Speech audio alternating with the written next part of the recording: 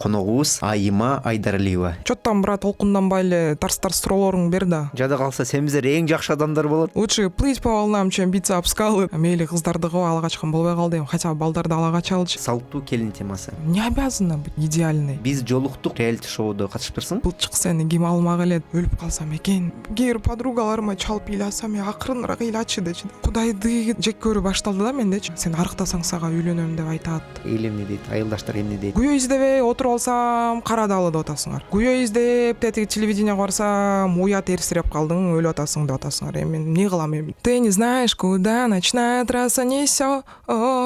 Сердце будто хрусталь, но он растопил этот лёд. Салам алейкум достор. Бул Мирзаматов влог. Адаттагыдай кызыктуу коногубуз менен маегибизди баштан жатабыз подкаст форматында. Силер менен мен Нурлан Мирзаматов жана коногубуз Айыма Айдаралиева. Ырчы, тиктокер, стример жана ошондой эле актриса катарында өнөрлөрү бар экен. Кош келдиң. Рахмат, чакырганыңыздарга өтө кубанычтамын. Аймайды мен ошол эле тиктоктон көргөм.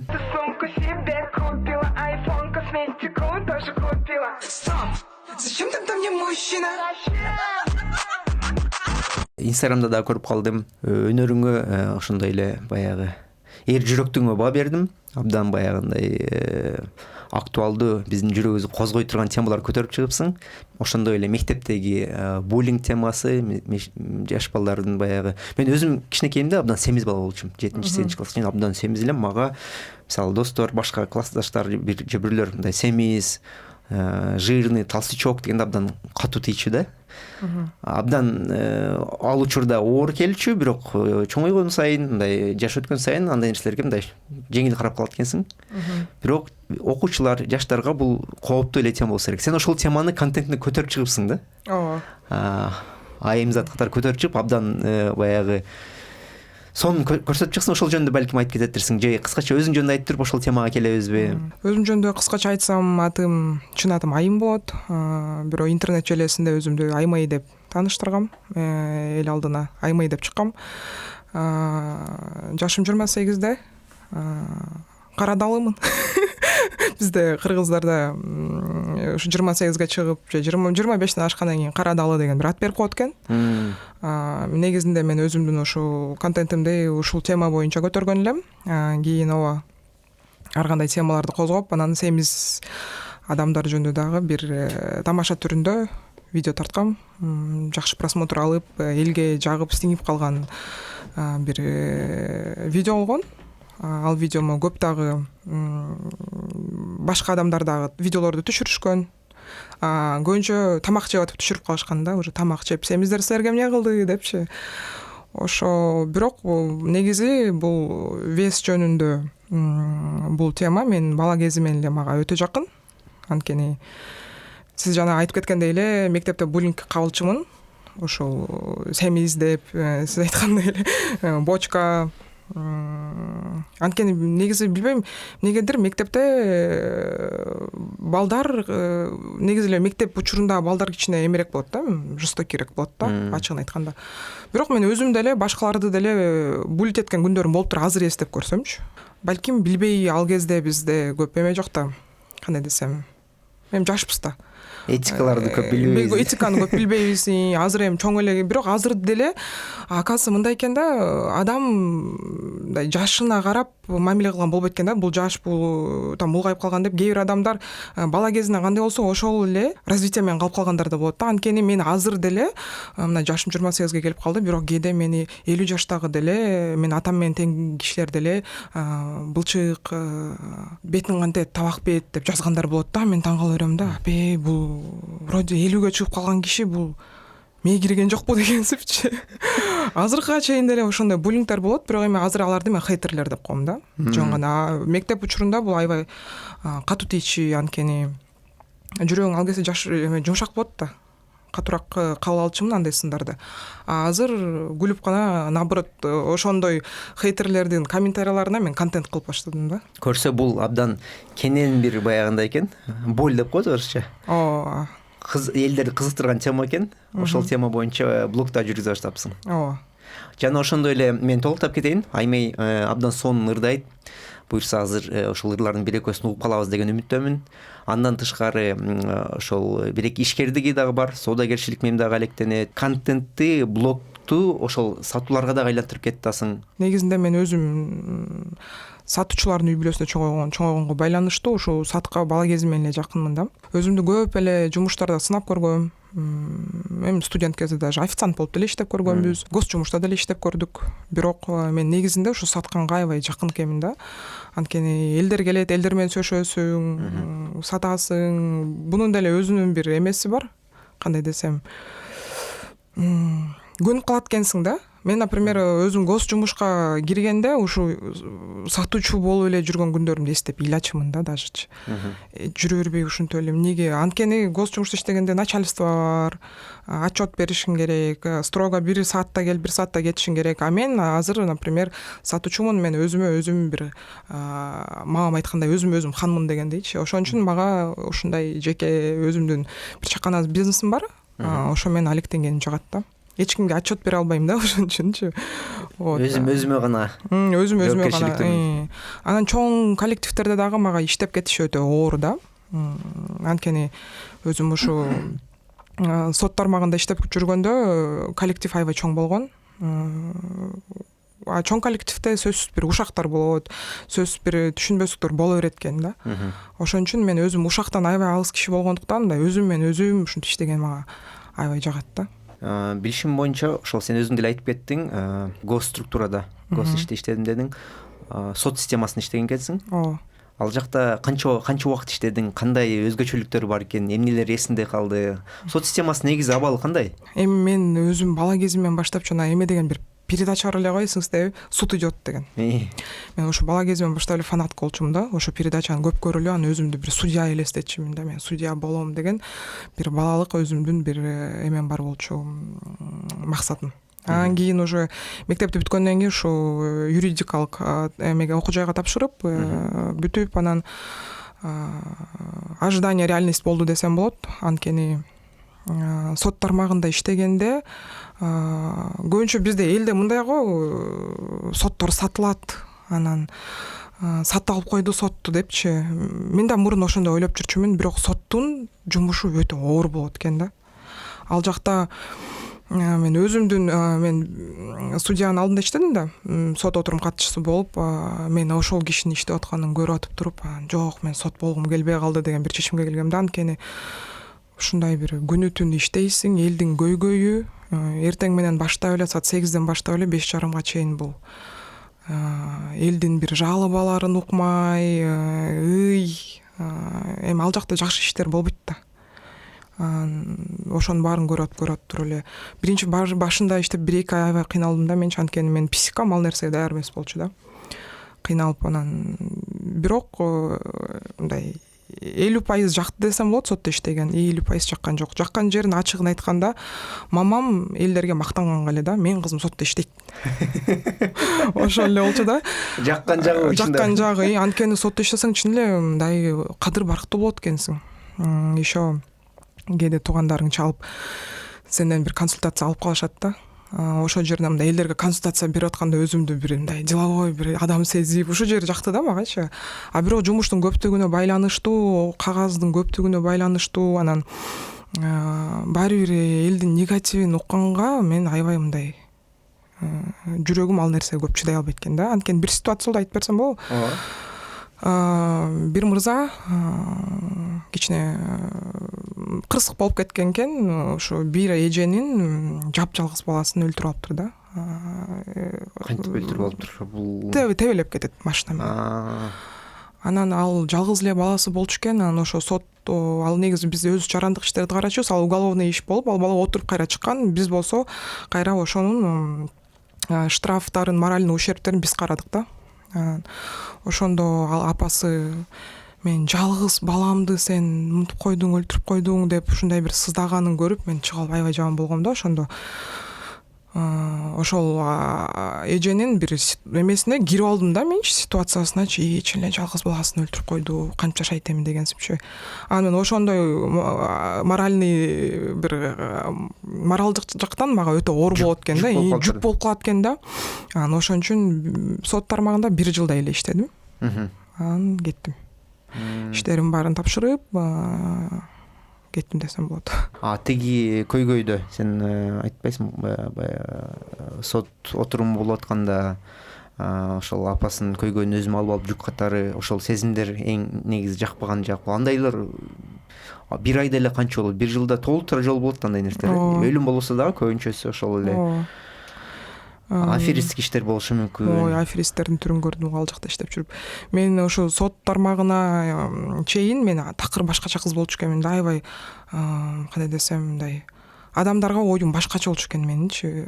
Ал жака барып, даже үй бүлөлөрү менен мындай ата бабаларынан бери мошенник, аферист болгон үй бүлөлөрдү көрүп таң калдым да. Анан ошондо бир ой кетти да, бул тукум куйттурбайбы депчи. Көрсө жанагындай мошенник болуу бул деле тукумдан болуп калат экен да. Мындай по наследству өтө турган нерсе экен да, даже уурулук деле. Мен ушундай ууруларды көргөм. Чоң атасынан баштап небересине чейин ууру болгондорду көрдүм да. Ал жакта иштеп мен ушу бир тааныш бала айтып калды мага. Айым, сен башка эле жумушта иштебейсиңби? Анткени сен ушундайларды көрүп мындай кээде озлобленный болуп калышың мүмкүн дегенсипчи. Бирок жок, мен айтпайм ал жактан моундай прям эме болуп чыктым да айтпайм. Бирок мага азырынча эрте экен деп койдум да. Бирок өзүм негизи келечекте өзүмдү мындай адвокатурадан көрдүм да. Мурун сот болгум келсе, азыр адвокат болгум келип калды. Ошол жумушта болгон нерселер, биздин менталдык ден соолугуга таасир берген нерселер профдеформация деп коет. Профдеформация калып келет го. Мисалы, кээинки кандарды көрө берип, мисалы, бирөөнүн оорусуна көңүл бурбай калышыбыз мүмкүн. Мисалы, бул оңой нерсе, башкалар илебай өтүп кетет го бир керде. Ошол эле врачтар, хирургтар деле ошондой профдеформация болушат экен да. Ошол эле кыйынчылыктарды, адамдардын жүдөгөндөрүн, аферизмдерди көрүп, сенде дагы бир аз иммунитет деп коебузбу, профдеформация деп коебузбу, ошол нерселерге мындай абдан жөнөкөй катары эле көрүп калсаң керек эле. Азыр ооба ошондой болуп калды. Биринчи барганда мен жаңы келдим да. Келип оозум ачылып, өзүм кээде сурана алчумун башка секретарь кыздарданчы, сенин ордуңа мен кирип берейинчи, мен уголовныйда отургум келип атат, мен уголовный иштерди уккум келип атат деп, ал жактан да көрүп, ал жактан да оозум ачылып, анан кыргызча эме деп коет го, чыйыр алдым да. Азыр ойлоп көрсөм, мен ошол сотто иштеп кеткениме мындай өкүнбөйм да. Бир аз болсо да мындай эме болгонго көндүм. Ар кандай адамдарды көрдүм и эмеге көндүм да, мындай кандай деп коет, жесткостька. А так мен мурун аябай эле мындай мягкий болчу экенмин да. Ага чейин калың беттүү болуп калсың да. Же болбосо калың эмоцияларга калыңыраак болуп калдыңбы? Ооба. Ошо так что туугандар айтып кетким келет, соттордун деле жумуштары өтө оор, оңой эмес. Оңой эмес. Эми баардык 5 кол тең эмес. Ошон үчүн бизде просто көп угам да элден соттор сатыла берет, там мындай, жок андай эмес. Мен же мага ушундай бир жакшы судья попал болуп калгандыктанбы, аябай мындай ачык иштечи да. Мага эме деген сөзү эсимде калган да. Айым, мен го бул жерде сотмун. Бул дүйнөдө сотмун. Мен тияктагы соттон корком дечи да. И мага аябай бир жакшы наставленияларды бергендиктенби, мен ушундай жакшы бир ойдо калгам да. Жакшы өзгөчө ментор болуп кетиптир сага. Жашоодогу көз караштарыңа, принциптериңе. Ооба. Ал кезде соттук системага киргениңде канча жашта болчуң? Сен түшүнгөнүмө караганда 28 жаш дедиң, кара дал десең. Анда десең, мен азыр 37 жашта 38ге толом да. Карт бойдокмун, мисалы. Сен айткандай эле. Анда сен 96-жыл болуп каласың, э? Сотко киргениңде окууну бүтүрүп кирдиңби? Ооба, окууну бүтүп 22 жашыңда. Жок, мындай болду. Мен 2018 магистратурада өттүм, бакалаврды бүткөм. 2021 сотко кирдим, 22 уже чыктым, 23 чыгып кеттим да. Ошондо мен ал жакта иштеп жүрүп магистратураны параллельно окуп жүрдүм да. Ал жакта уже магистрский степень менен чыктым да. Бирок мен окуп жүргөндө көп нерсени мен түшүнчү эмесмин. Ошол жакта иштеп көп нерсени түшүндүм да. мындай практика деп коет го, практикадан үйрөнүп кеттим да көп эң нерсени. негизги тажрыйбалар өзү көбүнчө практикадан келет экен го. Мисалы 1 жыл теорияда үйрөнүп жүргөн нерсебизди биз барып практикада 1-2 жумада эле түшүнүп калат экенбиз да. Ошо эң пайдалуусу, ошол эң жакшы окуу жай бул ошол эле ишканалар, иштеп жүргөн кез, ошондо ошол капитализм кантип иштейт экенин түшүнүп калабыз, акчаны кантип топтоп, кантип бөлүштүрүп, кантип коротконду түшүнүп калат экенбиз, кантип пайда көргөндү, ошого эртерээк эле иштегенде пайда бар деп айтылып кетет көбүнчө. Ошол эле учурда 23-төбү, 24-төбү сен блогердик жумушуңду баштапсың, блогердик иштерди, иш чаралардыбы? Жок, мен блогер болгонума ачыгын айтсам 1 эле жыл болду. Мен 2023 баштадым. Азыр чыгып калат да, год назад деп, кээде напоминаниялар чыгып калат тиктоктон, ошондой ойлоп коем, 1 жыл болуптур мен блогер болгонума депчи. Бирок мен өзүмдү аябай блогермин деп эсептей албайм, анткени менин оюмча блогер деген бул который прям блог тартып жүрөт. Блог деп коем, влог. Ар бир өзүнүн күнүн тартып, мен кээде болот мындай 1-2 тамашалуу видео тартып туруп 1 жума 2 жума жоголуп кетем да. Кээде ушуну кайра өзүмдү жейм да, мен эмнеге жалкоолонуп атам, эмнеге тартпай атам депчи.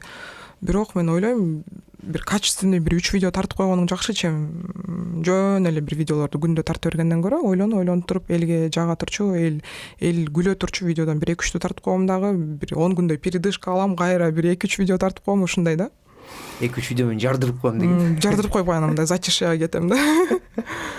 Ошондой эле чыгармачылык мемаликтенип жүрөсүң, ырдап жүрөсүң, ыр жаздырып жүрөсүң. Бир ырыңды ырдап бересиңби, кандай деп ойлойсуң? Акапельно эле. Я помню радость и смятение, и губ твоих прикосновение, почти любовь, почти падение с обрыва. Я знаю тайну одиночества, его загадку и пророчество, и сон, который должен кончиться красиво.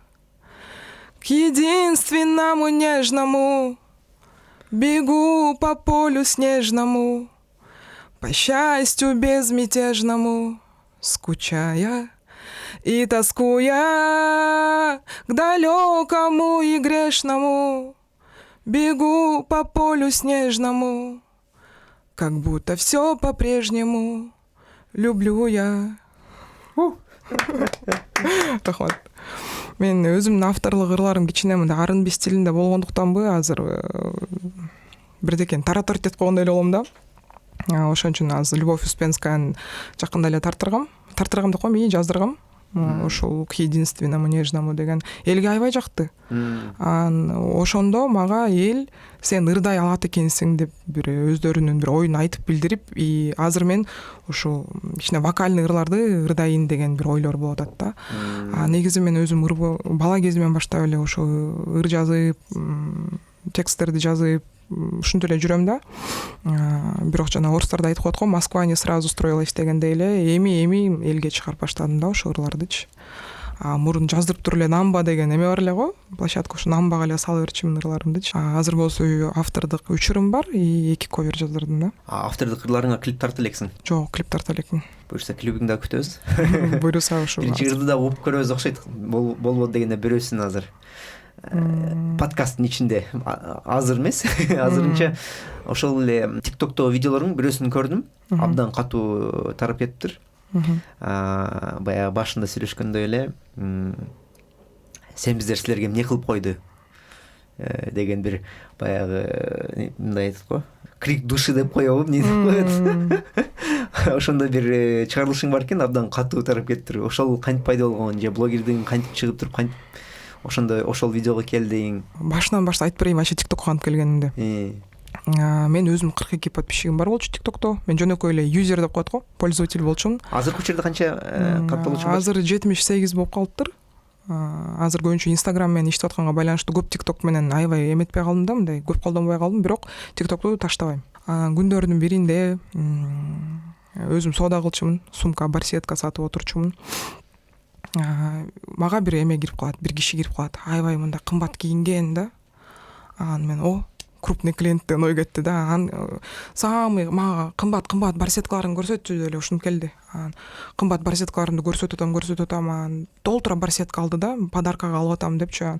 Бир барсетканын баасы 15 миңден чыгып атат да. Там 7 миң, 8 миңдиктер да бар болчу. Мен аябай сонун эме болду да, мага как будто я сорвала куш да ошол күнүчү. Анан мага доллар берип калды. Мен долларын алып эле сдача беришим керек болду, сдача берип эле алып эле чыгып кетип калды.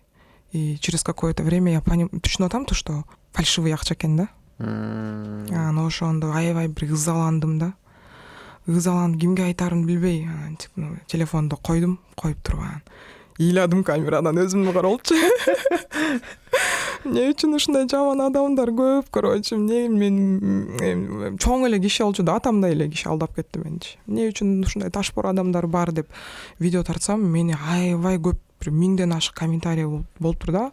Там кызым боло берет, мындай деген адамдар өздөрүнүн бир поддержкасын берди да. Анан ошондо мага ой келди, мени элдер угат турбайбы деп, анан ошондо Аймей деп атымды өзгөрттүм. Ага чейин юзер болчумун жөн эле.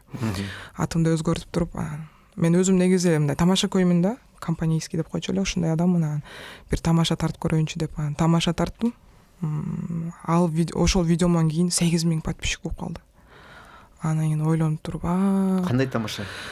Эми ал жерде мен өзүмдү аябай мактайм да. Менин атым мындай, мен өзүмө күйөө издеп атам. Жашым мынча да, менин күйөөм иштебей эле койсо болот, мен шаямда отура берсе болот. Мен өзүм багам күйөөмдү, мен эч качан боёнбойм, мен естественный красотам. Мен эч качан ичкен эмесмин, чеккен эмес, мен ушундай деп аябай өзүмдү мактайм да. Просто мен үйдө отура берсин күйөөм, мен өзүм багам, акчам бар, квартирам бар, машинам бар деп аябай мактап привлекать этип туруп анда. Бирок менин бир эле минусум бар, кичинекей эле минус, мен ушу адамдарды алдаганды таштай албайтам дегендей смыслда айткам да. Көп кичине калп айтып коем дегенсипчи. Анан ошол аябай мындай жакты окшойт элге. Ошол видеом чыгып кетип, анан 8 миң подписчик келди да. Бир эле видеодончу. Андан кийин дедим да, значит тамашаласам болот экен деп туруп, эме тартып баштадым. Президентке кайрылдым.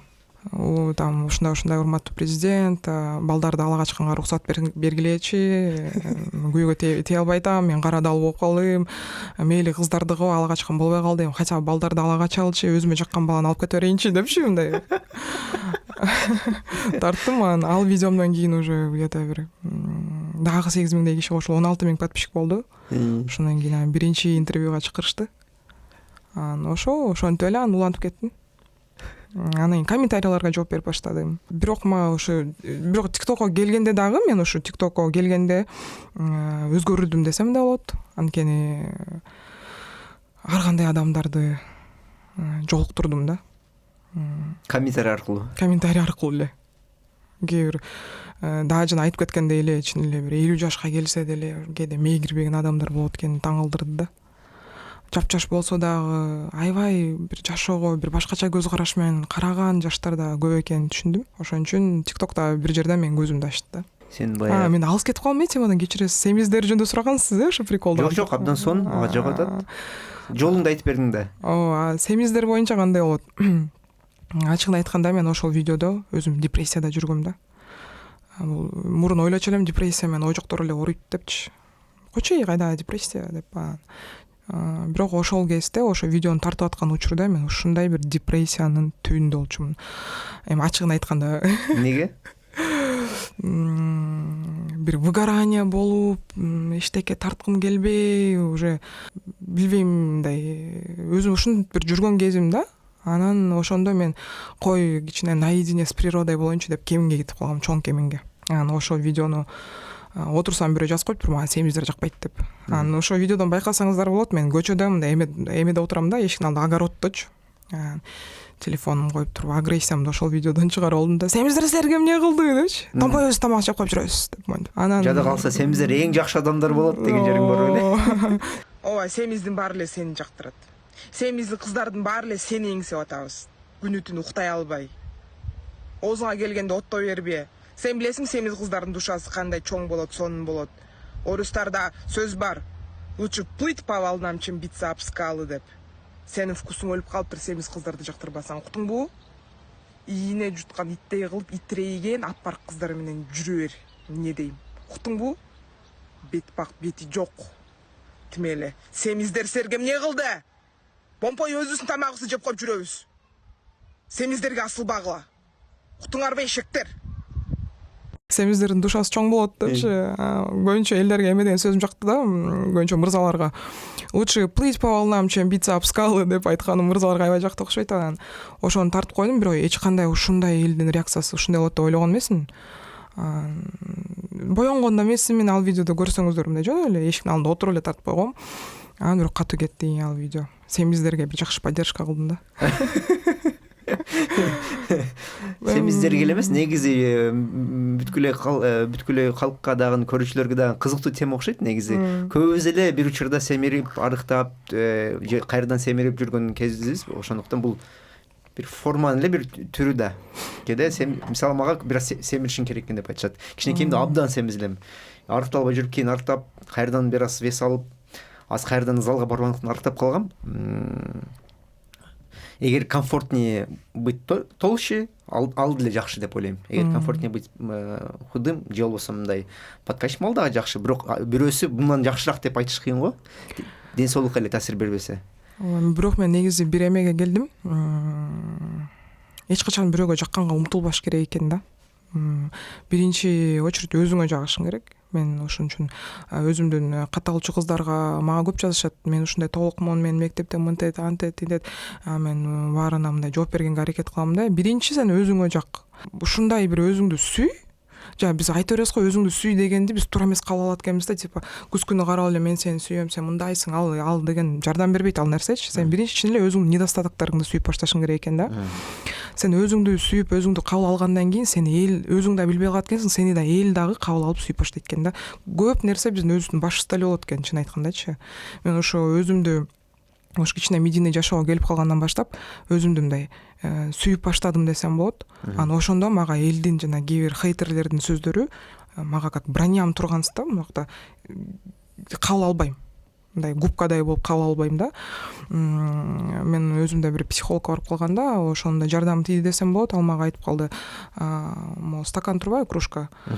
Бул пустой болсо дейт, калаган келип түкүрө берет, үстүнө эмне койсоң ошонун баары куюла берет дейт да. Сенден мындай стакан болсо сен перевернутый стакан бол дейт да. Эчтеке өзүңө кабыл албаганга аракет кылышың керек экен да. Ошон үчүн мен айтат элем, бирөөгө жакканга умтулбаш керек да. Эми жаш кезде боло берет экен да. Эми кыздар балдарга жаккысы келет. Мындай идеальный болгонго умтула беребиз да. Бирок бул жашоодо идеальный эч ким жок деп мен эсептейм да. Главное өзүң өзүң идеальный болсоң болду. Абдан сонун ойлорду айтып кеттиң. Чын айтканда, ошол эле броня темасы, же мындай фильтр жаратып коюу темасы, ал фильтр жаратуудан алдын өзүңдүн ичиндеги гармонияга келишиң жагынан, өзүңдү кабыл алуу жагынан сонун. Жана ошол эле метафораң кружка жөн. Бирок ал кружканын ичинде деле өзүң бир нерсени жаратып топтоп коюш керек окшойт. Топтоп коюш керек. Же болбосо мындай да, же болбосо экинчи примери мындай полный стакан бол да. Өзүңө бир комплименттер менен кружканы как толтуруп ал, бирөө бирдеке деп куйса, ал кете берет, төгүлүп кете берет да, өзүңө кирбейт дегендей эле бир смыслда жанагы. Мына менин чачым мисалы үчүн сары болуп турат да. Сиз азыр келип туруп, айым сенин чачың жашыл десе, кандайча жашыл сары болуп турбайбы дейм да. Ошол сыяктуу эле менин чачым сары экенине мен өзүм ишенсем болду да. Эгер мен отуруп туруп, балким менин чын эле чачым со стороны жашыл көрүнөт деп это уже сомнение сен кармап баштагандан кийин бүттү да. Уже элдердин крючогуна илинесиң. Ошол сыяктуу эле всё, менин чачым сары, мен өзүм сулуумун, мен татынакаймын. Бизде эми Кудай жараткан да, Кудай ар бирөөбүздү ушундай сүйүп жараткан да.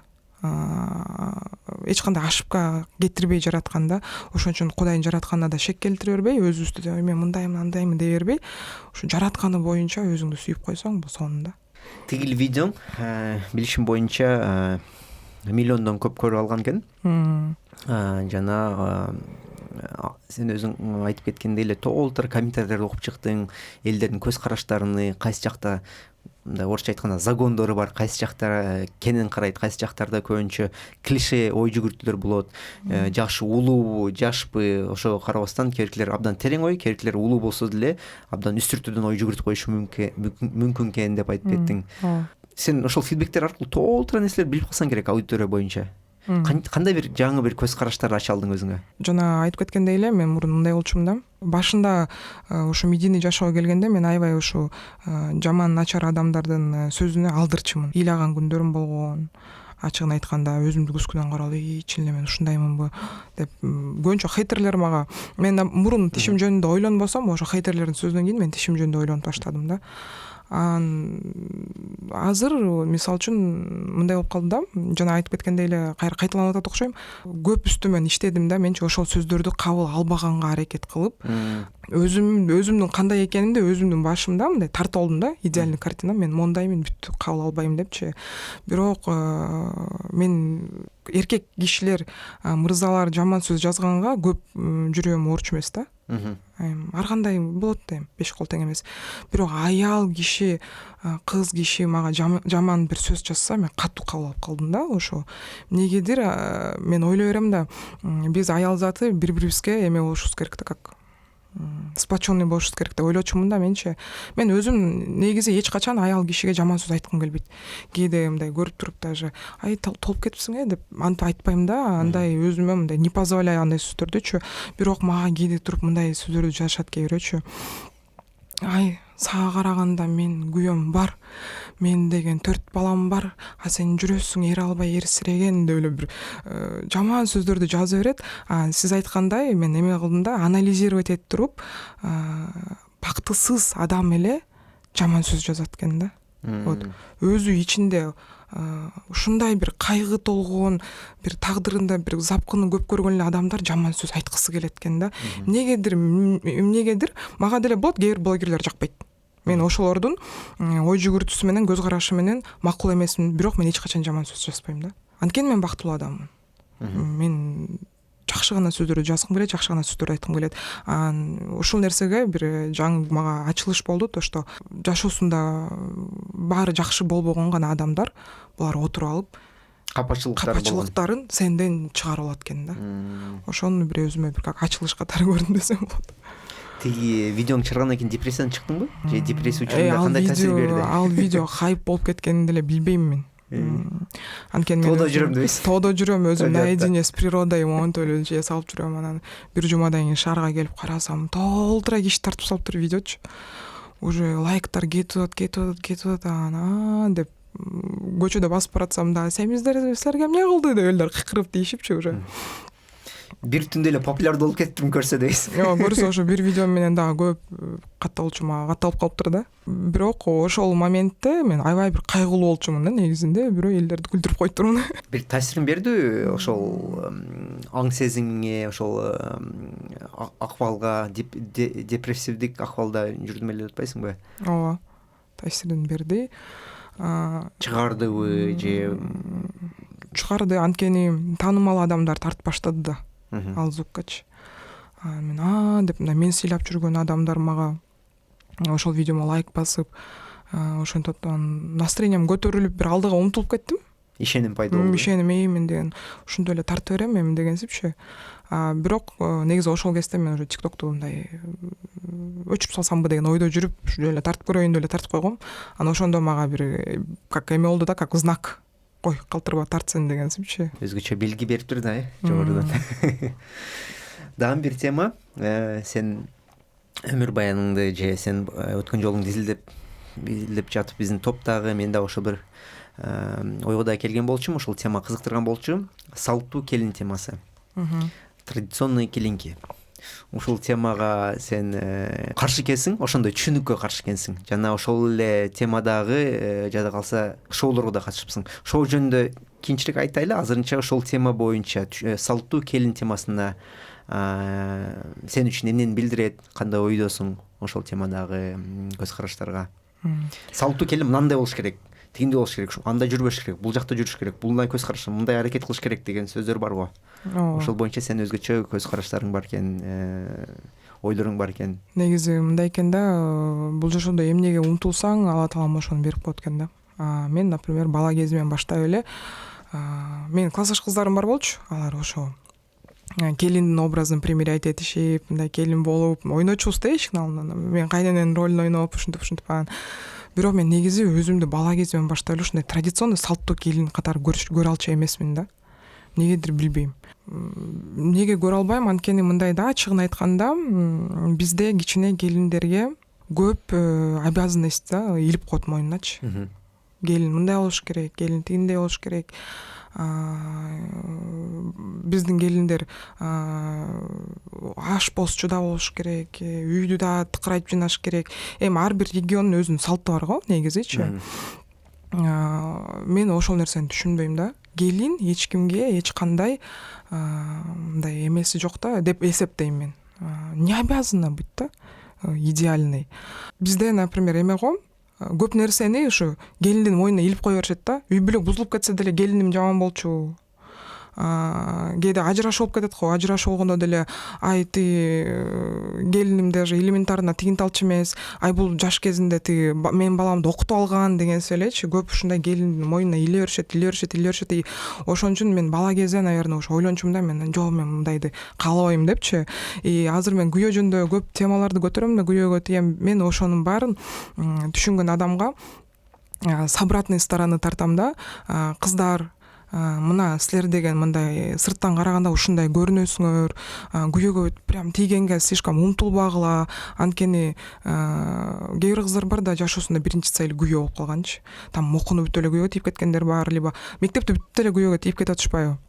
Ошон үчүн мен кыздарга көрсөткүм келет да, күйөөгө тийерде мурун өзүң үчүн бир аз жашап көргүлө, кичине эл көргүлө, жер көргүлө, анан күйөөгө деле жетишесиңер депчи. Бирок биздин коомдо сен 25тен ашып күйөөгө тийбей калдыңбы, бүттү, сен бир кандайдыр бир второсортныйга киресиң деген смыслда да. Ой, сен тийсең деле бир ажырашкан бирөөгө тиесиң. Ой, сен тийсең деле бир аялы өлүп калган бирөөгө тиесиң. Мындай бир жакшы ниет кылгылар келбейт да. Бирок бул жашоодо баары ниеттен болот да. Ошон үчүн жашы 25тен өтүп калган кыздарга мен айтат элем, ниетиңерди түз кое берсеңер, жакшы адамга деле тиесиңер да. Кээ бирөө мындай шашып тийип алат дагы, за кого попало тийип алып, потом анан ажырашып алат да. Кайра эле келгенде, например, мен сот системасында иштеп жүргөндө ажырашуу көп болчу. Күнүнө жок дегенде 3-4 үй бүлө ажырашчу да. Мен ошон үчүн негизинде мен күйөөгө шашпайм. Ушуну бүгүн силерге айтып кетейинчи. Ал мен тарткан видеолорум, ал жөн эле ушу тамаша катары эле тартам да. Бирок көбүнчөлөрү мен ушу шылыңдай беришет. Эрисиреп калгансың, анан өлүп баратасыңбы, сени ким алмак эле деген эле сөздөр болот. Бирок бул жөн эле бир менин бир образым да. Күйөө, вечно бир күйөө издеген кыз. Менде образдар аябай көп да. Кандай образдар бар? Күйөө издеген кыз. Күйөө издеген кыз. Жада калса алып качканга даяр кыз күйөөсүнө. Ушундай семиздерди коргоп, алкаштарды деле коргоп, мындай тамашалапчы. Баягы меньшинстволорду коргогон леди. Ооба, кичине пародия кылам. Пародиялар үчүнчү. Аябай бир Айгеш деген өзүмдүн бир персонажым бар, жана содасы жок эле отура берет. Өзүм эмеден тартам да, магазинде содасы жок эле отура берет, бирок кыздар келгенде кыздарды обслуживать эткиси келбей, балдарга эле обслуживать эткиси, мындай ушундай да. Постоянно описание жазып коем, бала дегенде өлгөн Айгеш депчи. Ошондой Айгеш официантка жалаң бир эле гана балдарга, 5-чи. Билбейм, уже унутуп деле калдым. Аралашып деле кетти. Аралашып деле кетти уже. Кээде өзүм ким экенин чын эле билбей калам да. Персонаждар көп болуп кеткендечи. Мен негизи мырзаларды да жакшы ойной алам. 5-чи бул мырзалардын образында. Боке туке деле тарта берем ар кандай видеолорду. Биз жолуктук деген реалити шоудо катышыптырсың. Телевизиондо бир шоу бар экен эле. Жана ошол эле шоудо катышкан үчүн өкүндүм деп айтыптырсың да. Өкүндүргөнү бул мен убактымдын бир аз текке кетип калганы эле болду. Ачыгын айтканда, мага ал передача, ал реалити шоу жакчы да башында. Ал жака барганда башкача элестетип бара алсам керек бир аз.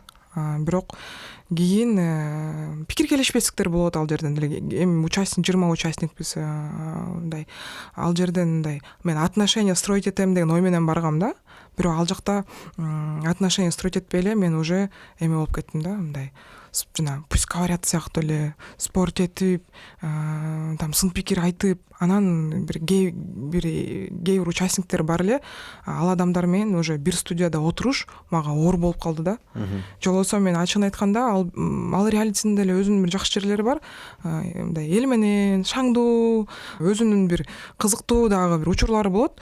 Бирок мен ошол бир эки адам менен, аттарын айткым келбей эле, бир эки адам бар, ошол адамдар менен бир студиянын ичинде отуруш мага оор болуп баштады да. Анткени нерв кетип баштады да. мен өзүм деп жөн эле отура берсем деле болот эле, сезон аягына чейин тартылып коеюн депчи. Бирок мен уже жөн эле отура албайт экенимди түшүндүм. Ошо акыркы чыгарылышта уже мен жарылып уже өзүмдүн агрессиямды көрсөттүм ал жерденчи. Анан ошондон кийин үйгө келип ойлондум да, мен азыр ушул калыпта кетсем, мен ал жерден мушташып кетишим да мүмкүн болуп калды да. Кой, эсиң барда этеңин жий дегендей эле кете берейин деген эле чечимге келдим. Кеттим. Ошо өкүндүргөнү, мен ал жактан отношение строить этпей, бир өзүмдү бир как эксперт катары көрсөтүп, ар кандай хейтерлердин ар кандай сөздөрүнө чыдап, жөн эле нервимди кетиргеним эле мени өкүндүрдү да. Мындай, эгер мындай целым алсак, ал жакка прям катышканыма ушинтип өкүнөм деп айтпайм да. Ошо өкүндүргөн жери кээ бир начар адамдарга чыдай албай калдым десем болот да. Ал жакка барардын алдын там калуу эмне эле, чындай эле бир мамиле куруп кетүү, ошондой бир ыктымал бар беле? Же контент кылып кетейин деп эле бардың беле? Башында барганда мен ошо мамиле курсам, мындай болгондо менде 50/50 болгон. Мамиле куруп кетсем курдум, курбасам анда жөн эле хайповый видеолорду тартып жүрө берем деген ой менен баргам да. Мамиле курган жокмун. Ушу видеолорду тартып эле, там ал жакта үйлөнүп аткандар болду, тойлор болуп эле, ушинтип. Бирок ал жакка барганымдын бир чоң плюсу, бир участница кыз менен ал жакта бир жакшы ыр жаздырып калдым да. Биз жолуктук, атына зат жарашкандай, жарың менен жолуктурбаса да, бир башка жакшы адамдар менен жолуктуруп койду да. Курбуң менен, досуң менен. Курбу дос деп айта албайм, мен ал кыз экөөбүз коллега катары болуп калдык. Бирок жакшы бир чыгарма жараттык да. Негизи мен аябай мындай тырышып, так конца эле тартылайын дегем. Бирок айтып атпайм, жана бир ушундай бир ситуация болуп кетти. Урушуп кеттим. Анан мен уже эме деген ой келди да магачы. Жакында ал жакта UFC болуп кетет окшойт депчи.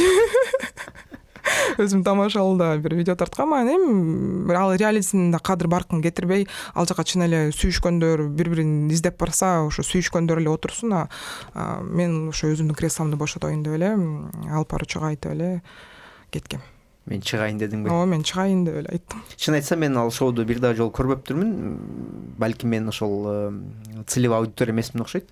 Формат кандай экен, там кандай айтышуулар болобу, же чындап эле ошондой хайпы моменттер болобу, же чындап эле баягы күйөө жолдоштор табышабы, ошол жагын билбейт экенмин да. Кээ бири чын эле мындай таанымал боло алайын деп барат.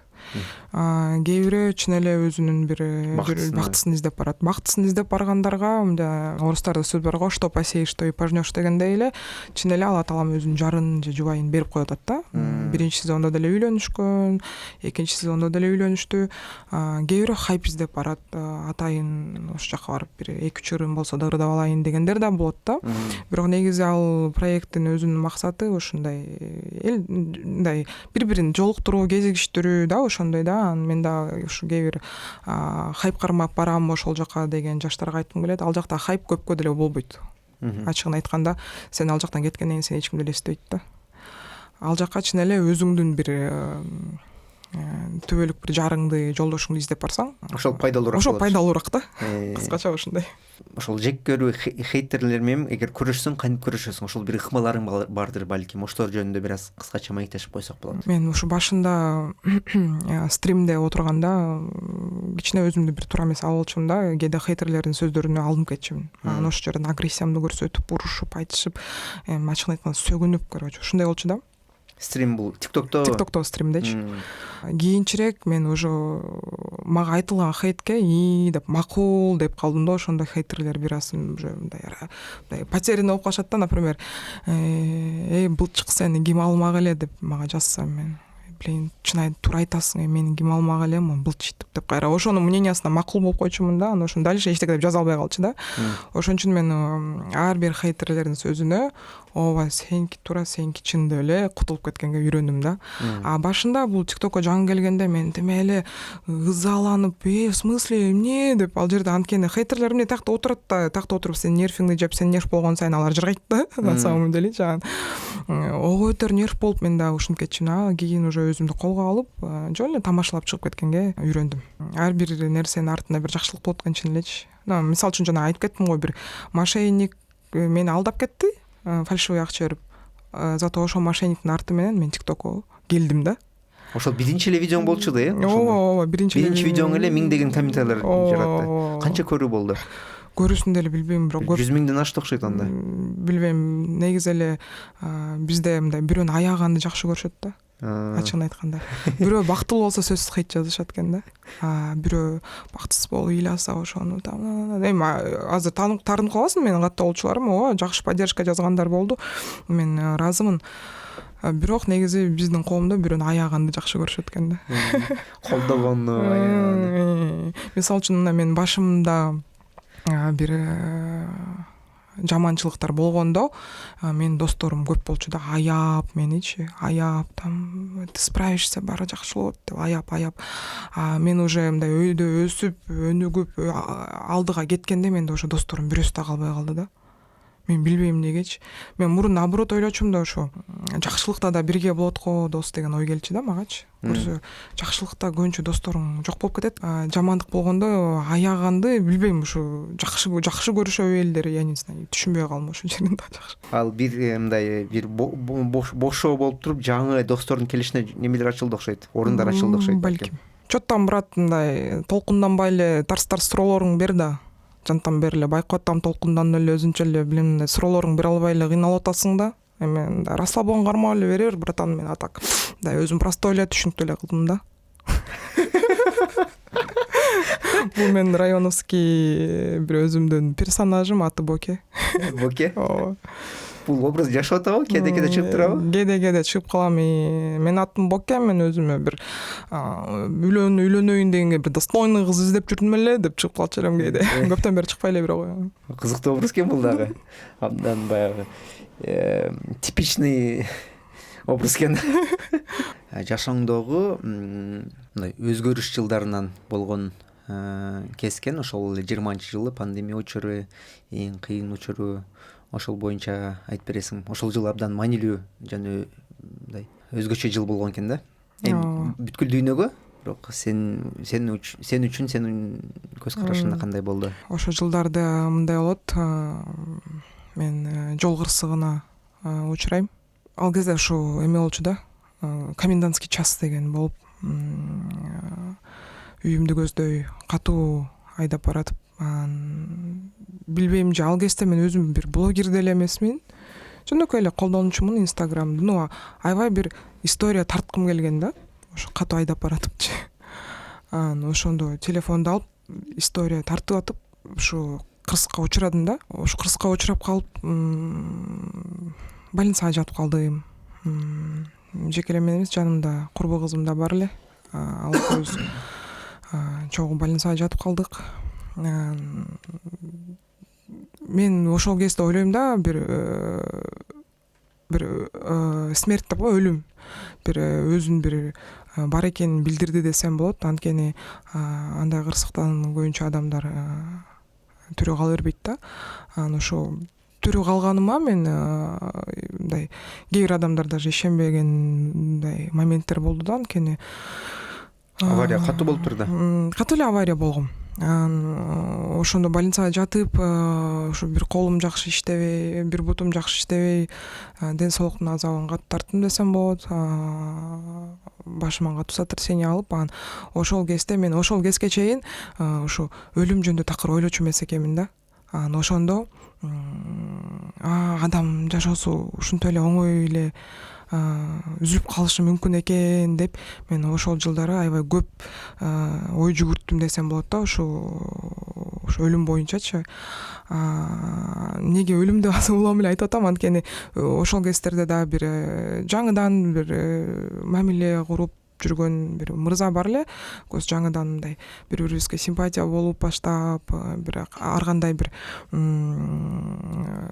мындай жылуу мамиле башталган учур эле. Ошол учурда тилекке каршы ал адам дагы ооруга байланыштуу каза болуп калды. Ошондо мен жол кырсыгына учурагандан кийин эле, бир айдан кийин эле ал адам каза болуп калды да.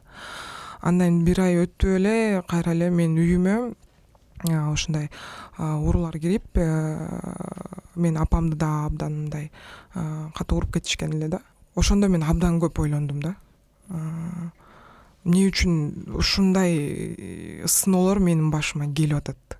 Мен аябай жиндендим десем болот да. Мен Кудайга көп претензия айттым. Эмне үчүн сен мага ушунча нерсени бердиң бир учурда депчи. Анан ошол кезде мен жана психологко барганга аргасыздыктан бардым да, анткени мен тамак жей албай калгам. Жатып эле калдым да. Анткени менин кээ бир баардык туугандарым дебейм, кээ бир туугандарым ого бетер жана өлгөндүн үстүнө көмгөн кылып аткан учурлар да болот да. Келип мен бир жакшы бир поддержка сөздөрдү күтсөм, поддержканын ордуна ушуну көрмөксүң дегендей бир көз караш менен карап атканда туугандарым болот. Мен ата энеме кызыңарга көптүрүп машинаны эмне алып бересиңер, анткени мен 17 жашыман баштап машина айдайм. Аябай мындай көптүрүп койгонсуңар деп мындай ата энеме айтып атканын мен бул жактан угуп, мен чын эле ошол сөздөргө өзүм ишенип баштадым да. Балким мен чын эле аябай көп кеткем. Мен өзүмдү мындай жек көрүп баштадым да. Эмне үчүн мен Кудай мага берген, кандай десем, бир байлык да бул делечи, ден соолук деле байлык болчу, ошол дөтүү машина, эмне үчүн мен ошолорду барктаган жокмун деп мен өзүмдү өзүм жек көрүп, өзүмдү өзүм мындай жиним келип, ачыгын айтканда мен ошо өлүп калсам экен деген да учурлар болгон да. Бирок жан таттуу болот экен. Мен эч качан мындай мектепте жүргөндө деле, мага ушундай буллинг болгондо деле эч качан мындай негизи жаш балдардын психикасы өтө эме болот го, тонкий болот го. Ошол кездерде деле мен андай ойлорго келчү эмесмин да. Типа мен канчалык буллинг болуп атса деле мен эч качан андай ойлочу эмесмин. Бирок ошол жылдары мен биринчи жолу ушундай ой кетти да, менде ушундан көрө өлүп калсам экен депчи. Жана улам телевизордон көрсөтүп атышат, бул коронавирустан мына каза болду, тиги каза болду деп улам чыгып атты го адамдардын. Мен ошондой ушул өлүмдү мага эле бербей, мен өзүмдү как позор, ушундай бир чоң позор болду да магачы. Эмне үчүн мен чын эле мен ушундай кызмынбы деп ушу өзүмдүн бактымды көтөрө албай кылдым окшойт деген бир ушундай эме болду да мендечи. Өзүмө жин келүү болду. Анан мен уже отуруп эле апам өзү деле, мамам өзү деле больницадан чыкты, ал өзү деле катуу ден соолугунан жабыркап калды жана анткени үйдү тоногондо перцовый баллонду бетине чачып туруп уруп кетишкен да. Анан ошо мамам алдына отуруп эле ыйлап эле, мам мен ушундан көрө өлүп калсам болмок деп эле. Анан ошол кездерде мындай өзүмө бир жалкий взглядтарды көп көрүп баштадым да. Мындай кээ бир кошуналар келип там жаман болду, башыңа ушунча кырсык келди, бир моментте келди. Мен ушундай жалость көргүм келбей калды да өзүмөчү. Булар неге мен аят, мен ушунча жалкийминби депчи. Ошо ал кезде ачыгын айтканда менде ушундай дос курбуу деген калбай калды да ал кездечи. Мен кээ бир подругаларыма чалып ыйласам, акырыныраак ыйлачы дечи да. Мен, например, аларга жыргаганыма чалып ыйлабайм да. Мен кээде ушундай эшиктин алдына чыгып алып, анда скамейкада эле отура берчүмүн да. Анан чалып алып өзүмдүн бир жан дүйнөмдө болгон нерселерди айткым келип, бөлүшкүм келип чалсам, ыйлайсың да. Аны акырыныраак ыйлачы деп. Сен громкийде турасың дегендер мага аябай бир катуу тийчү да. Анан ошондо мындай бир жапжалгыз эле ушул нерсенин баарын переваривать эттим. Биринчиден мага өзүмдү жек көрүү башталды. Ушунча жек көрдүм өзүмдү. Экинчиден бул мындай Кудайды дагы бир жек көрүү башталды да мендечи. Мен эмиден жаңыдан ушундай бир отношенияга вступать этсем, ушул адамды да алып койдуң. Үчүнчүдөн ушундай апамды да ушум сабап кеткендерин, ушу бир адам, бир чужой эле бир эркек киши мен апама кол көтөргөнүн мен мындай улам эле как кадр элестетер эле мындай билбейм, аябай озлобленный болуп калдым да ошол кездердечи. Анан ошондо биринчи психологко барганым бул аргасыздыктан болгон да. Мен ал психологко бардым.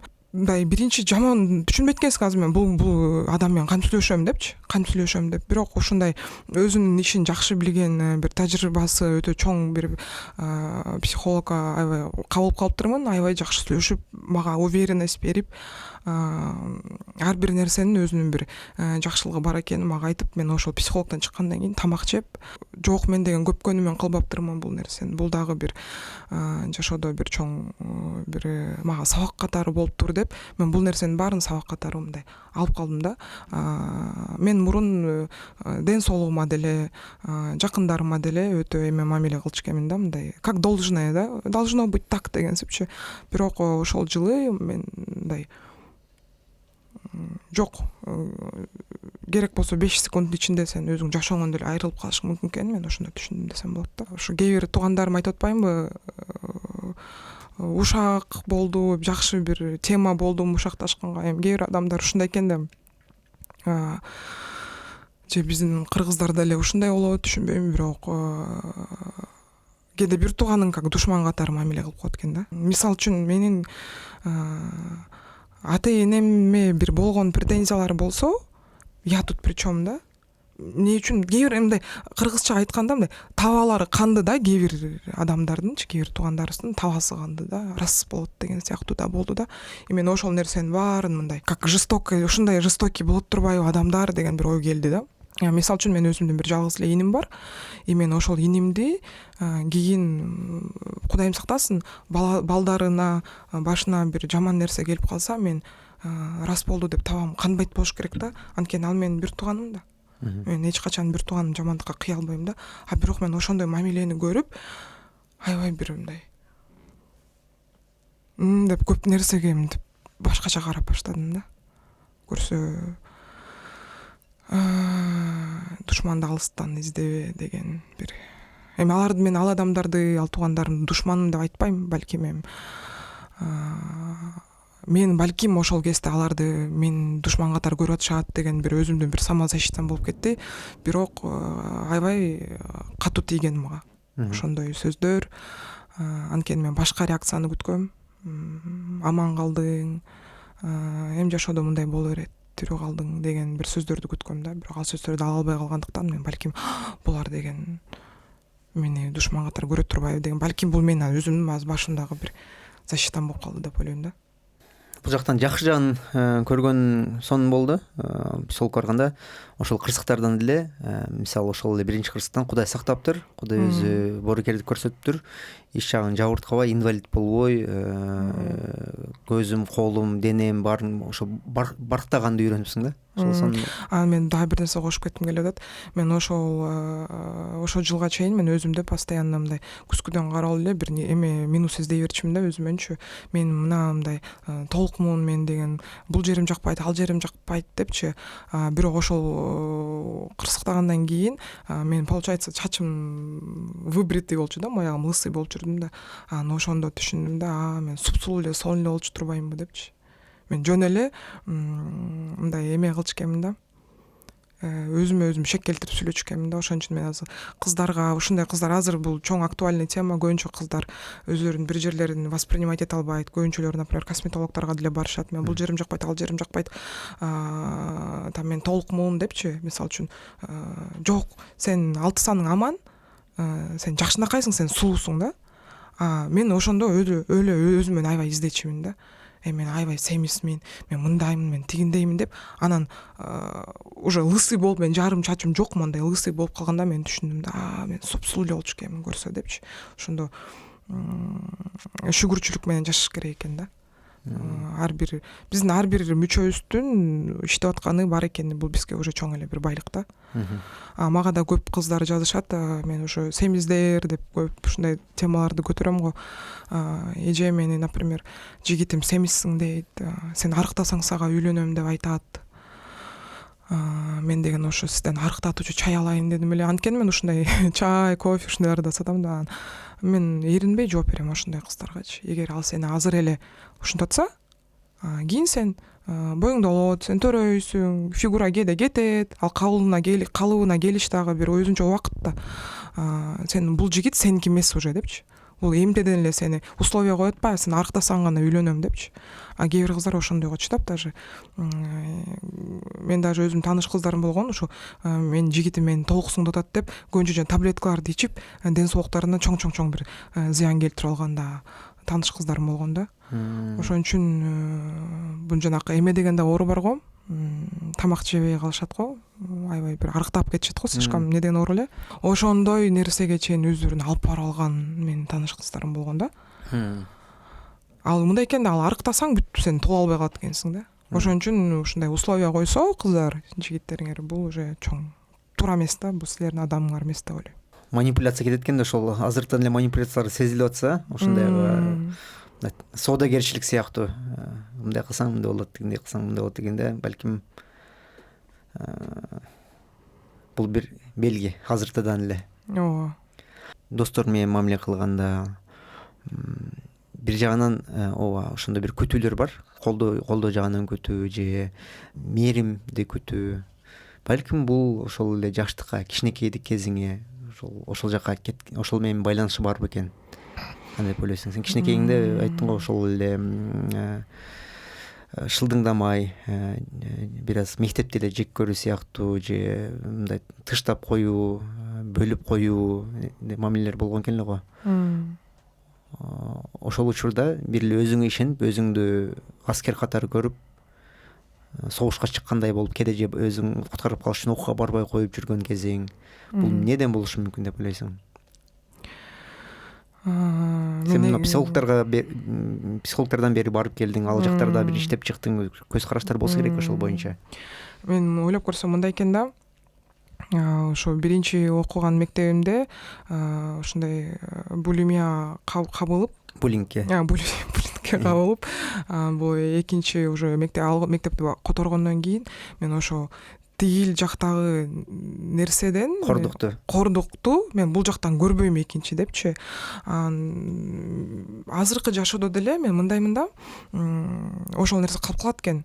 Мындай бир жерден өзүмдү мындай коргой алам дегенсип мындай в защиту тура калам да. Бирдеке болсо, мисалы үчүн жанагы биз жолуктук деген эле долбоордо катышып жүргөндө деле ал жерде мен өзүмө катуу защитага турчумун да. Мени эч ким оскорблять эткенге болбойт, мени унижать эткенге болбойт. Бирок мен жанагы жөн эле кээ бир адамдарды өзүм биринчи барып мындай провоцировать этип уруш кантпейм да. Бирок эгер мен өзүмө мындай бир провокацияда көрүп атсам, мен сразу монт эткенмин да. Бул деле ушу жана баягы биринчи мектебимден калган бир защитам экен да. Жана лучшее оружие нападение деп койчу эле, ошол сыяктуу мен өзүм биринчи нападать эткенмин да. Анткени ал жакта чын эле мындай көп жыл өтсө деле ал эмеңен өчпөйт экен. Памятиңен өчпөйт экен да, ошол унижениялар. Тем более жана айтып кетпедимби, мен өзүм жактырган адамдын көзүнчө мени ушундай унижать этип койгондору аябай мындай жүрөккө калып калган экен да. Анан уже башка школго келгенде дагы мен мындай кээде мен комментариядан деле окуп калам да, кээ бирөө жазат, бул деген школдо окуп жүргөндө мындай кичине хулиганраак кыз болчу дегенсипчи, ушундай комментарияларды окуп калам да.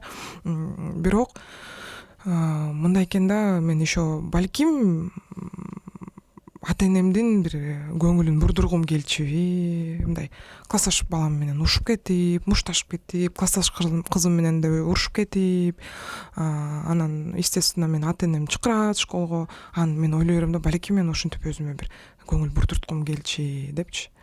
Анткени антпесем как будто бы көңүл бурбачыдай болупчу, ошентип мындай өзүмө мындай внимание алдырчу окшойм да. Анан азыр ойлонуп көрсөм деле, азыр мен бир эме мындай медийный жашоого келгенде деле бир похвала мындай, чтоб меня похвалили да. Ошол нерсени мен күтчүккенмин да. Мен ушуну недавно эле жакында эле ойлондум, что мен ырдап, например, бир видеолорду тартып, бир интервьюларга барып, мен ушу молодец кызым, сен деген аябай сонун тамашалайт турбайсыңбы, сен талантың бар турбайбы деген бир сөз уккум келет да. Бирок ооба, мамам мактайт мени, сени мактап атышат элдер, комментарийларды окучу, сени монтип мактап атышат, сен депутат болчудай кыз экен деп атышат, мага онгон. Бирок ачыгын айтканда атаман ушул күнгө чейин бир да уккан эмесмин да. Мен ушул пародист болуп ушу тамашаларды мен эмне үчүн кылдым? Бул менин бир памятимде калып калыптыр. Папам өзү Петросянды аябай көп көрөт да. Тамашаларын көп көрөт. Анан бир жолу айткан эсимде да, ой менин кызым кийин чоңойсо бул деген ушу не хуже Петросяна тамашалайт депчи. Мен ошол нерсе балким мен жүрөгүмдө калып калып, мен ушу тамашалуу видеолор тартып баштадымбы. И бул дагы кайрадан эле попытка, наверное, обратить внимание. И кайрадан эле попытка бир похвальный сөздөрдү угуу да деп ойлоп атам да азырчы. Атаңдын көңүлүнү өзүңө тартып, атаңдан ошол мактамай сөздөрдү дагы эле суктанып жүрөт экенсиң да. Ошол программа түрүндө калып калган кичинекей. Ооба, мен аткөндө дагы кайра кээде мен ностальгировать этип бир мурдакы мультиктерди көргөнү жакшы көрөм. Анан ошол жерде Кунг-фу панданы көрүп калдым. Анан жана мастер шифу беле, ошол биринчи жана эмени дрессировать этет эле го. Дрессировать этетинби? Тренировать этет го, жана барс белек тоон. Но потом барс же тигр беле, барс болсо керек. Кийин ошо тиги панда менен согушат го. Это я должен был стать там избранным, да, ошондой болот го. Анан ошондо бир сөзү менин аябай жүрөгүмө катып тиген да. Жанагы шифу аябай аны жакшы көрүп чоңойтуп, анан машыктырып эметти. Анан ошондо деген меме деп айтат да шифуга. Мен ушу даже ушу плохой болгонда я просто хотела обратить твое внимание деп мондай бир өзүнүн бир претензиясын айтып кеткен бир учуру бар да. Ошондо шифу ойлонуп калат да. Мен ушунун баарын делала ради тебя, чтобы ты меня похвалил, а ты меня не хвалишь, ты вообще азыр деген кайдагы бир жирный панданы кылып атасың, мен эмес деп, он такой озлобленный да. И мен да кээде ойлой берем да, то что мен ушундай бир мектепте бир көрсөткөн агрессияларым, ушунун баары мен атамды көңүлүн өзүмө бургум келген го депчи. Азыр деле ушу тамашалап аткан, тамашалап чыккан видеолорумду деле балким мени бир мактап коет дегенсип бир. Бирок мен өзүмдүн башымда в голове уже эме кылып алгам да, атама оправдание таап койгом да, он не умеет просто. Я его принимаю таким депчи. Бирок чындыгында если так глубоко алсак, мен до сих пор эле күтөт экенмин да ошол нерсеничи.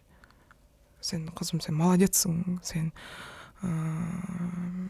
я горжусь тобой деген эле бир сөздү күтөт экенмин да, бирок этого нет. Абдан терең темаларды айтып кеттиң. Абдан маанилүү дагы. Мен өзүм учурумда деле айтып кеттим. Признание отца. Ошол абдан маанилүү болчу. Бир учурга келгенден кийин, ошону алгандан кийин биздин мамилебиз дагы түзүлө түштү. Албетте бул биздин ата энебиздин өзүнүн кичинекейиндеги учурунан, ошол кандай мекенде чөйрөдө жашаганынан, кандай учурлар жашаганынан ошого көз каранды. Бирок кандай болсо дагы кээде бизге ошондой кичинекей бир травмалар жаратып коюшу мүмкүн. Ал бирок ниеттен жаратылбаган нерсе дегенибизди түшүнгөнүбүз абдан жакшы.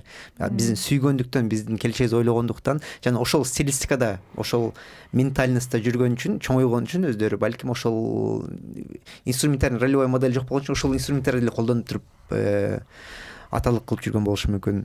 Ошо ата энелерге айткым келет да. Негизи деген кээ бир менде деле классташтар болду, жана көңүлү көп бурулбай калган өспүрүмдөр ар кандай өзүнө көңүл бурат экен да. Кээ бирөө, например, аябай бир бешке окуп, бир ата энесине бир мактоо окусу келип бешке окуйт экен. Кээ бирөө аябай мектепте хулиган болот экен, ошондо да ата эне көңүл бурат да. Бирок тилекке каршы кээ бирөө жаман бир чөйрөлөргө да кошулуп кетет экен, жаман бир ар кандай адаттарды жаратылат экен да. Бунун баары эле баягы эле көңүл бурулбагандыктан. Анткени могу биздин Кыргызстанда көбүнчө ата энелер мигрант болуп жүргөндөр да бар. Кээ бир ата энелер эми иштейт. Алар биздин келечегибизди ойлоп иштейт да. Ушулар жесин, ушулар ичсин, ушулар кийсин депчи. Бирок балага ал кийим, ал подарка кийимден дагы жогору бул ата эне келип сен менен сүйлөшүп, сен менен отуруп көңүл бурганы бул өтө эме экен да.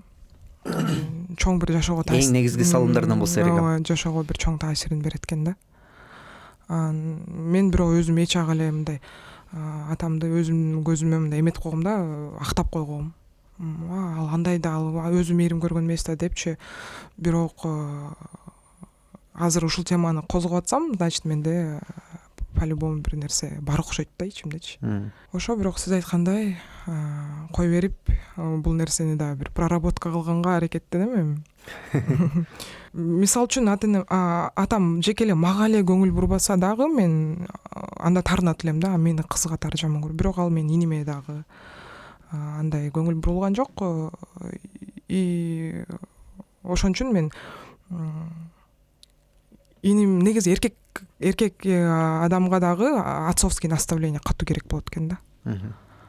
Мен ошону иним дагы ала албай калганы мени кээде өкүндүрөт да. То что там мындай балам там вот так деп мындай по душам экөөнүн сөйлөшкөнүн көргөн эмесмин да. И мурун бир ошентип по душам сүйлөшүп отурган аталарды там кыздары менен балдары менен отурган мен ичим күчүм мурун ачыгын айтканда. Бирок кийин айтып атпаймынбы, уже мен өзүм актап койгом атамды деп. Бирок балким ошол нерсе в общем керек экен аябай. Бул кийин кыз киши мамиле курганда дагы ошол нерсе керек болот экен да.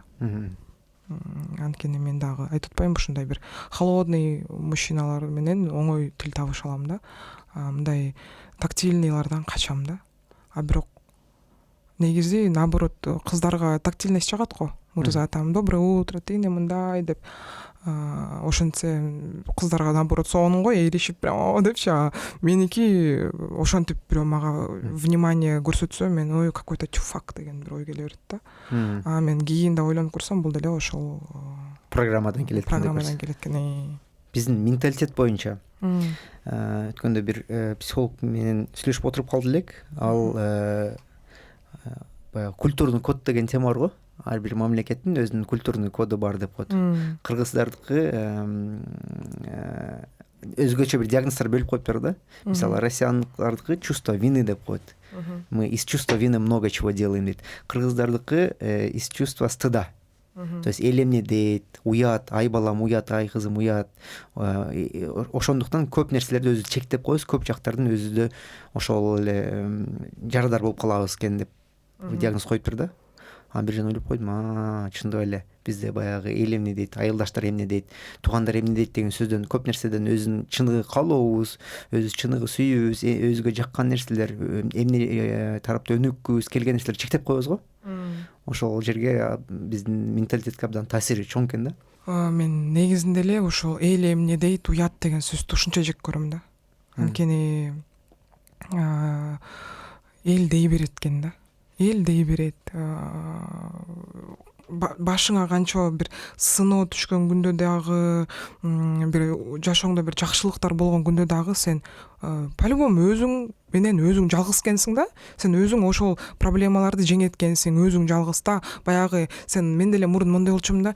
Мынтип койсом тигилер эмне дейт, мынтип салсам тигил эмне дейт, тиги тууганым эмне дейт дечим да. Бирок кийин мен башыма жанагынча проблема түшкөндө ошол мен ошолордун мнениясын ойлоп, ошолордун мнениясынан коркуп жүргөн адамдар мага эчтеке кыла алышкан жок.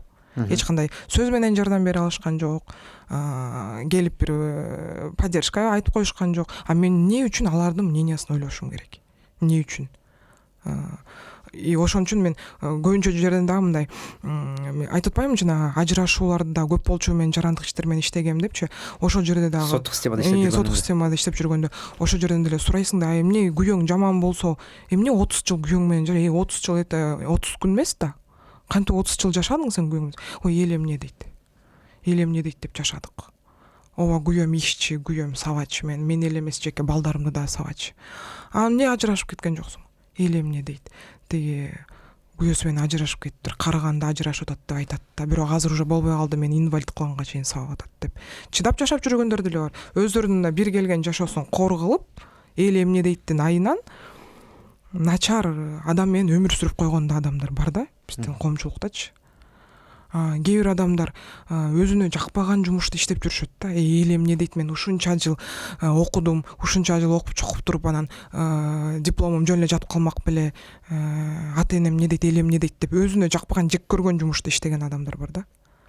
Өзүнүн призваниясы менен кете албай калганчы. Ошон үчүн бул эл эмне дейт деген сөз, бул деген адамдын тагдырын бузат да. Эл дей берет, ар бир жашоонун, ар бир адамдын жашоосу өзүнүн колунда экен да.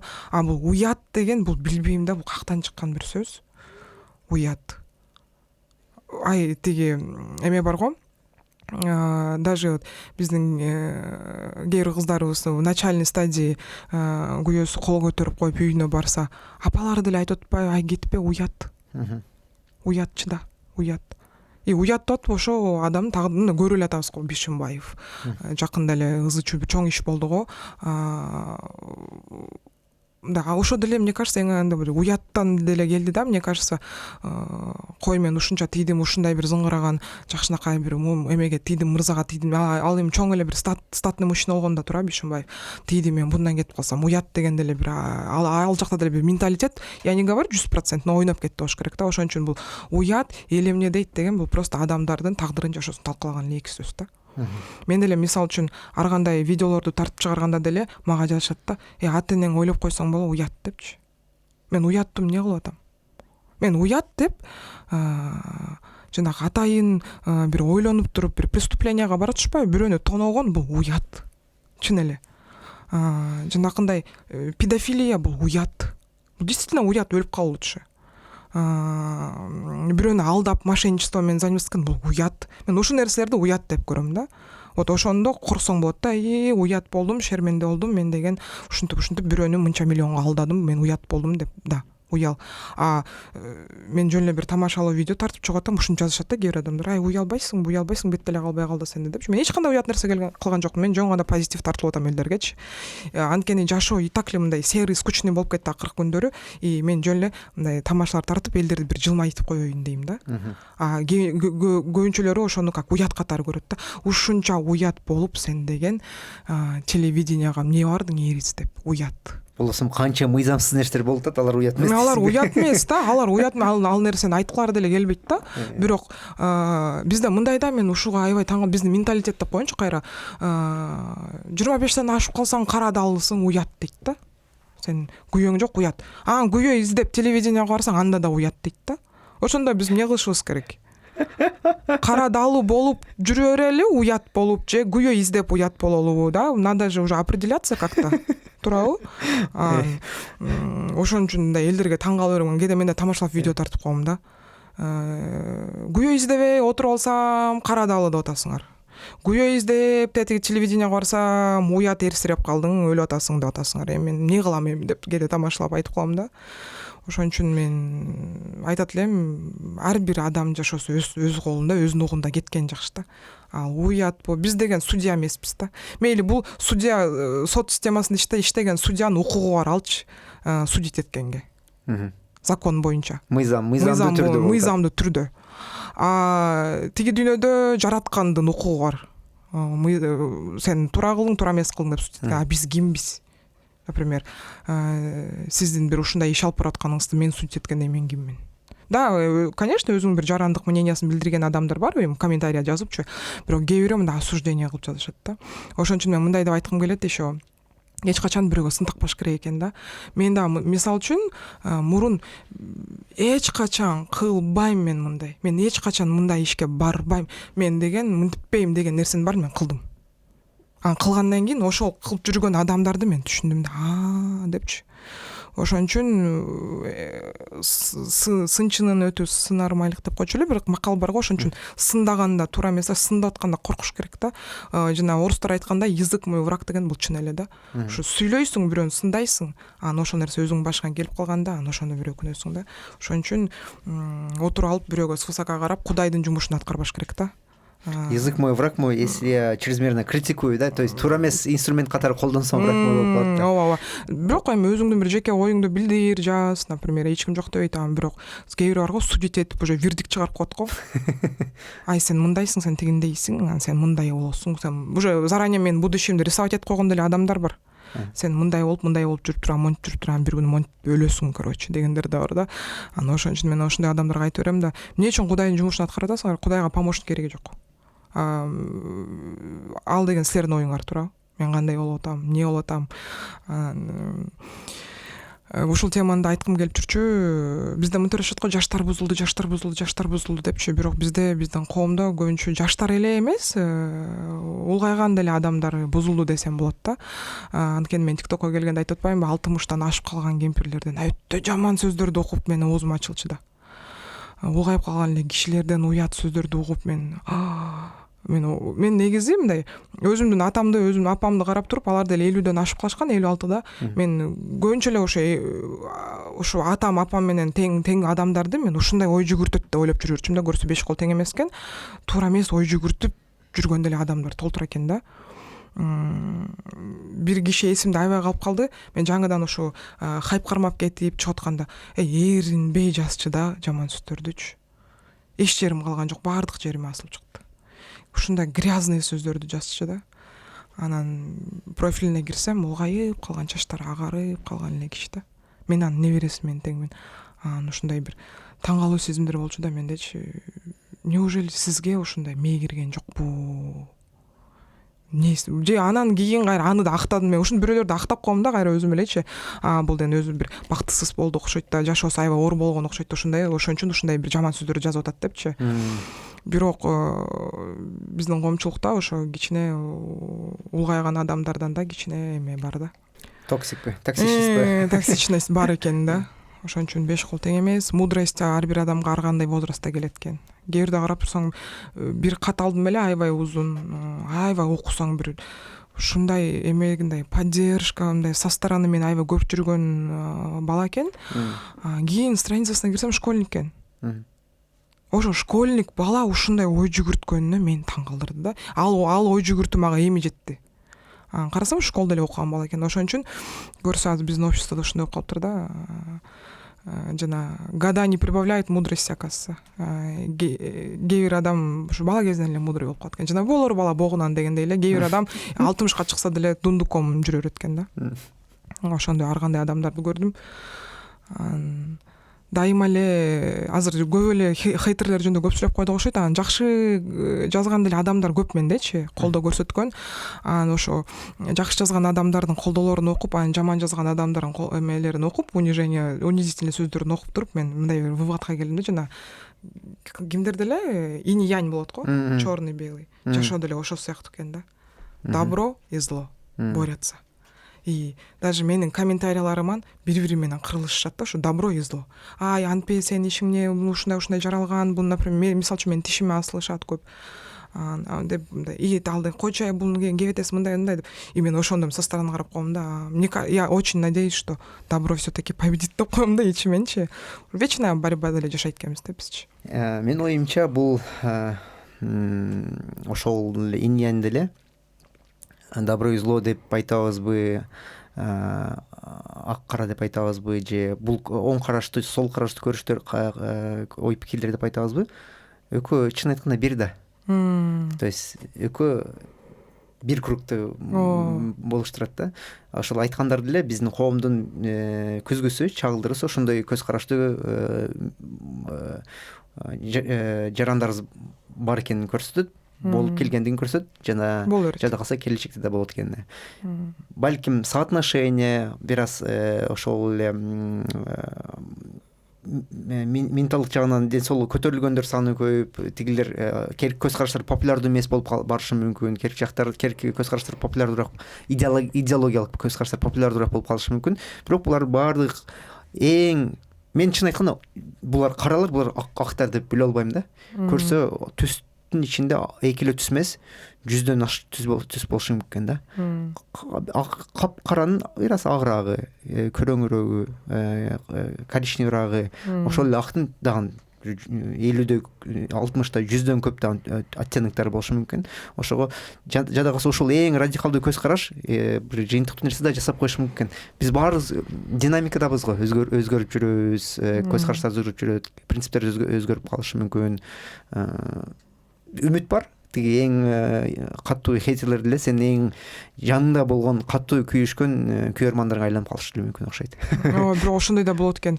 Анткени көп кээде угуп калам, башында жакчы эмес, азыр аябай жагып калды деп, адамдын да бир көз карашы жакын билип баштагандан кийин өзгөрүлөт экен да. Ошентип да жазгандар болуп атат. Бирок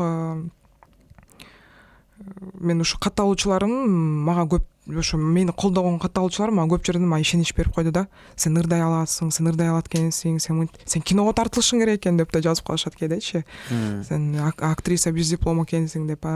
Ошондой адамдардан чын эле мен эме алам, кээде ачыгын айтайын, ыйлаган күндөрүм болгон да.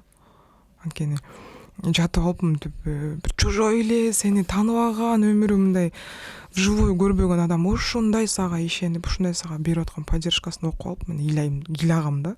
Кээ бирде даже ошо жакындарыңан ошо сөздү уга албайсың, бул жакта такыр эле тааныбаган адам сага ишенип атканы мага бир чоң бир түрткү болду, поддержка болду. Ошон үчүн кечке эле хейтерлеримди айта бербей, ушу жакшы өзүмдүн колдоочуларымды да айткым келди да азырчы.